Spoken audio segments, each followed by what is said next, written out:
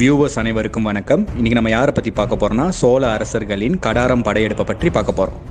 வரலாற்று குறிப்பின்படி சோழ மன்னர்கள் தென்கிழக்காசிய நாடுகளான மலேசியா, இந்தோனேசியா, சிங்கப்பூர், தாய்லாந்து மற்றும் மியான்மர் போன்ற நாடுகளின் பல அரசர்களை வென்று அவர்களின் நாட்டை பிடித்துள்ளனர்.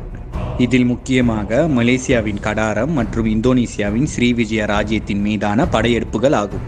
இந்த படையெடுப்பின் மூலம் மலேசியாவின் கடாரம் பகுதிகளும் இந்தோனேசியாவின் ஸ்ரீவிஜயா பகுதிகளும் பல ஆண்டுகளாக சோழ அரசின் கீழ் செயல்பட்டு வந்தது.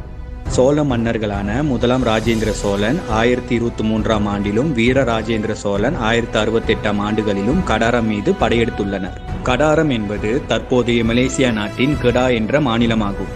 சோழ படையெடுப்பு பல ஆண்டுகள் கடந்தும் இந்த படையெடுப்பின் தாக்கத்தின் காரணமாக 1821 முதல் 1912ஆம் ஆண்டுகளில் கூட கெடா அரசாங்கத்தின் கொடி சோழர்களைப் போன்றே புலிகொடியாகவே இருந்தது. ராஜராஜ சோழனின் ஆட்சி